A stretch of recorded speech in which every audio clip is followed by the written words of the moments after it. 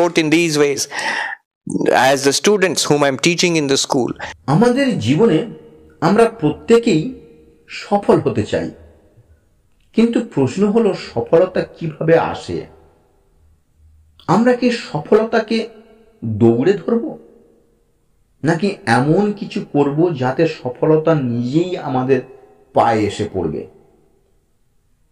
আমাদের শাস্ত্র, বিশেষত গীতায় শ্রীকৃষ্ণ বলেছেন, কর্মেন্দ্রের ধারে কাজতে মা ফলেষু কদাচন, অর্থাৎ তোমার কর্তব্য কাজ করো, ফলের প্রতি আসক্ত হইও না। যখন মানুষ নিষ্ঠার সঙ্গে, একাগ্রতার সঙ্গে নিষ্কামভাবে তার কর্ম সম্পাদন করে, তখন ফল নিজে থেকেই আসে। জীবনের সফলতা তখনই পায়ে এসে পড়বে যখন লক্ষ্য হবে পরিষ্কার। একজন ছাত্র শুধু পাশ করার জন্য যদি পড়ে, তবে হয়তো সে পাশ করবে, কিন্তু সে জ্ঞানের গভীরতায় যেতে পারবে না। আর একজন ছাত্র যদি সত্যি জ্ঞান অর্জন করতে চায়, শিখতে চায়, তবে পাশ করা তো হবেই, তার সঙ্গে সমাজ তাকে সম্মান করবে, কাজের সুযোগ আসবে। অতএব লক্ষ্যমাত্রা রাখো, শুধু টাকার পিছনে নয়, শুধু নাম যশের পিছনে নয়, বরং সত্যিকারের উৎকর্ষের পিছনে। আমরা অনেকেই বলি, আমি চেষ্টা করি কিন্তু সফলতা আসে না।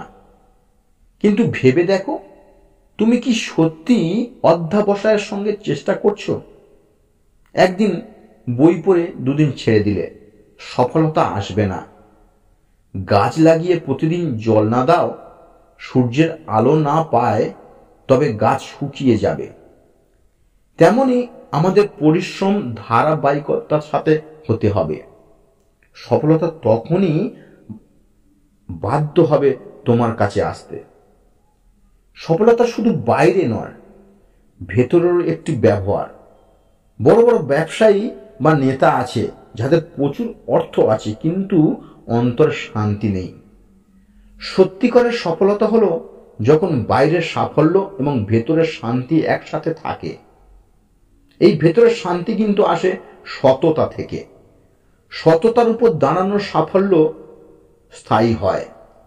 অসততার উপর দাঁড়ানো সাফল্য বালির উপর ঘর বানানোর মতো, মুহূর্তে ভেঙে যায়। অনেক সময় আমরা চাই আজ বীজ বুনবো আর কালই ফল খাবো। জীবনে এভাবে চলে না। প্রকৃতির নিয়ম হলো ধৈর্য। একজন কৃষক যখন ধান রোপণ করে, সে জানে সঙ্গে সঙ্গে ফসল আসবে না, মাসের মাস অপেক্ষা করতে হয়। ঠিক আমাদের তেমনই ধৈর্য ধরতে হবে। যদি নিয়মিত প্রচেষ্টা থাকে, সঠিকভাবে পথ চলা হয়, তবে সময় মতো সফলতা আমাদের পায়ে এসে পড়বে। তোমার ভিতরে অসীম শক্তি আছে। উপনিষদ বলছে, তত্তম অসীম।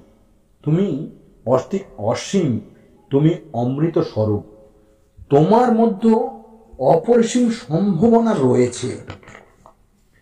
যদি তুমি নিজের উপর বিশ্বাস রাখো আর সেই সঙ্গে ঈশ্বরের উপর আস্থা রাখো, তবে পৃথিবীর কোনো শক্তি তোমাকে সফল হওয়া থেকে আটকাতে পারবে না। তাই লক্ষ্য পরিষ্কার করো, নিয়মিত পরিশ্রম করো, সততা বজায় রাখো, ধৈর্য ধরো, আত্মবিশ্বাস ও ঈশ্বরের উপর আস্থা রাখো। স্বামী বিবেকানন্দ বলেছেন, তুমি যদি সিংহের মতো দাঁড়াও, তবে ভেড়ার মতো পৃথিবী তোমার পায়ে এসে পড়বে। ঠিক তেমনি তোমার প্রত্যেককে নিজের মধ্যে সেই শক্তিকে জাগিয়ে তোলো। সফলতা তখন আর তোমাকে এড়িয়ে যেতে পারবে না।